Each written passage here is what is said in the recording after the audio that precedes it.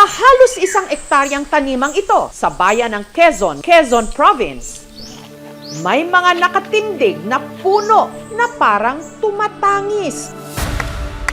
Kapag hiniwaan ang balat ng puno, lumalabas ang malapot, maputi at malagkit na likido na unti-unting tumitigas kapag nahanginan na para namang tunaw na kandila.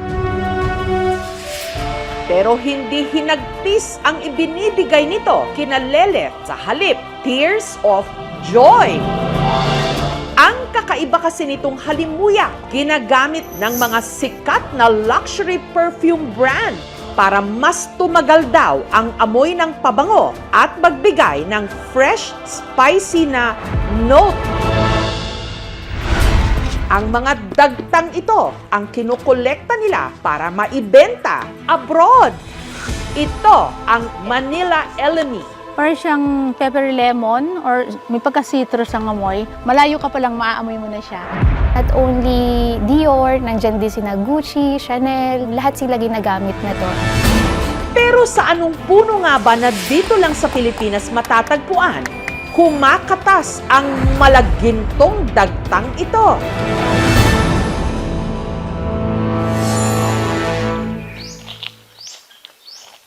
Ang punong endemic o tanging sa Pilipinas lang nabubuhay, malapit na pamilya ng punong pinagmumulan ng pili nut, ang pili tree.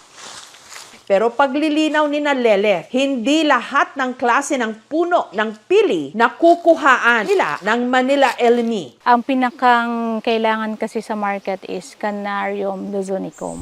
Meron itong malalapad na dahon. Ang bunga nito, hindi raw sing laki at sing sarap ng pili nut ng Bicol. Ayun pa yung mga meron ng product. Hanggang doon po sa taas. Dito sa plantasyon ni Lele, may 300 puno ng Canarium luzonicum. Sa kasalukuyan, nasa 40 to 60 na mga puno ang kinukuhanan nila ng dagta na kung tawagin nila sahing. So itong puno na ito is more than 8 years old na din, pero pwede siyang tumaas ng 3 times nito. Ito yung meron po kami saha. Bali, sasawag po siya ng ganyan. Tapos po, hindi po siya pwedeng kudkurin po ng bumabaon po kasi sisira po yung balat.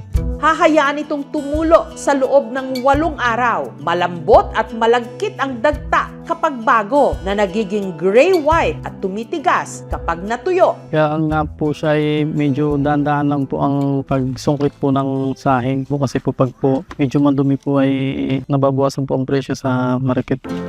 Mga nakukolektang dagta o sahing, sunod na dinadala sa sarili nilang warehouse sa katabing bayan sa isla ng Alabat. Ire-repack naman siya para maging may lagay sa ganitong box. So dahil madikit, lalagyan natin siya ng langis na pangluto, coco oil. Yan. Para pag di kinuhulan natin, madali na siyang matanggal. Kailangan natin siyang i-press mula dito hanggang pailalim. Oo. Para makuha yung 40 kilos. Tapos kapag na-repack na natin, ito na yung kalalabasan. Ang negosyong ito, minana pa raw ni Lele sa kanilang mga magulang.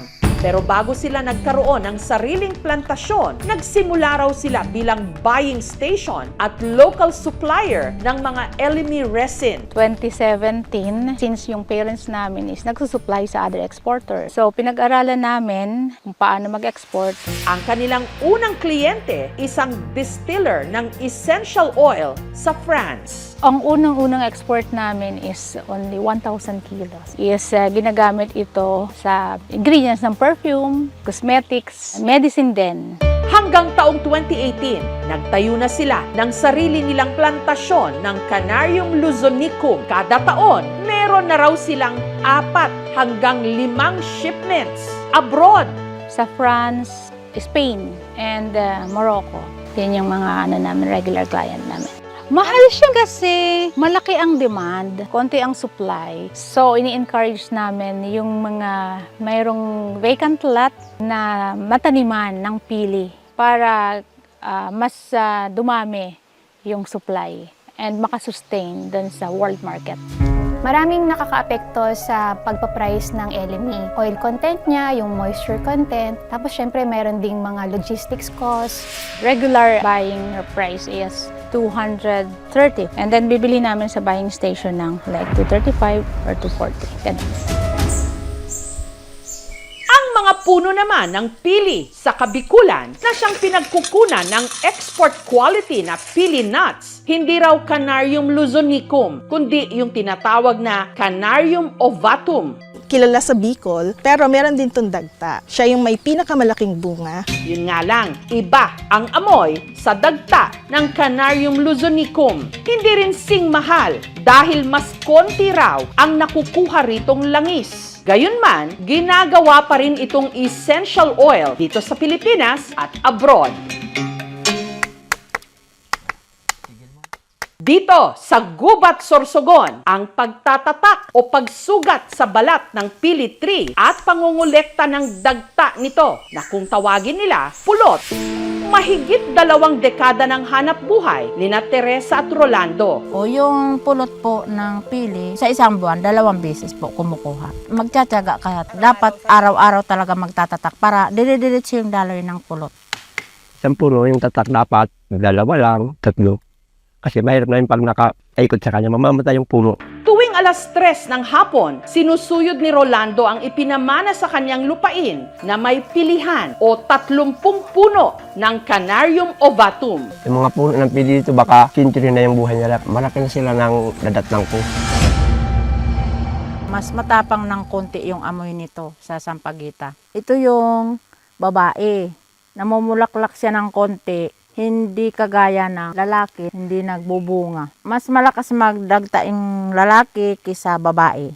Nakakolekta sina Rolando at Teresa ng halos 2 kilong pulot.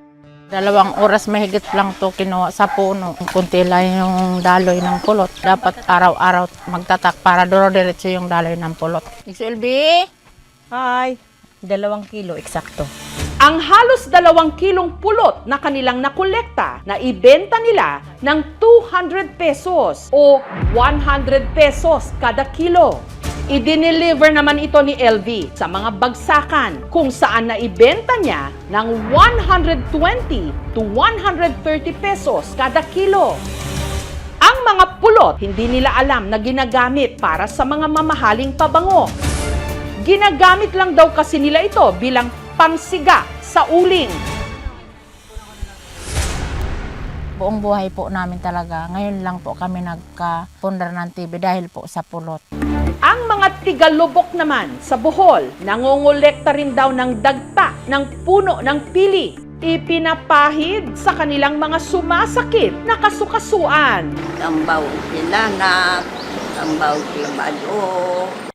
Habang ang iba, ginagamit lang ito bilang pantaboy ng lamok. Ganing saong mahimo i-kuan og ganing naidaghan lamok bitaw kay dili na mo ana na lamok ug magkasimaho aning saong kay humot manggod. Pag abroad na karon pagkakaron kanang usang grapa na 700 man day. Ang pinangangambahan nga lang niya, pakaunti na raw ng pakaunti ang puno ng pili sa kanilang probinsya. Kanang saong dagan mo na sa una. Gamay na kay nangamatay mag-anam. Mao nang ipatanom na pod, ma'am. Ang gobyerno, isinasama na rin ito sa kanilang mga planting. Dapat yung magtatap nito, yung mga farmers ay maitrain namin ng maayos kung paano yung tamang proseso para sa tuloy-tuloy na kapakinabangan, hindi mamamatay ang puno. We can do a one-on-one consultation with the farmers para ma-guide sila sa process ng pag-export. Kasi kung sa international nga nabibili to, why not na tayo mismo yung mag-process dito tapos dalhin natin sa ibang bansa. Matagal ng bahagi ng ating mga kagubatan ang puno ng pili. Sa bawat sugat ng puno nito, sumibol ang kabuhayan ng maraming Pilipino. Ang dagta nito nagbibigay halimuyak ngayon sa ilan sa mga pinakasikat na pabango sa buong mundo. Tunay nga itong maituturing na yaman natin mga Pilipino.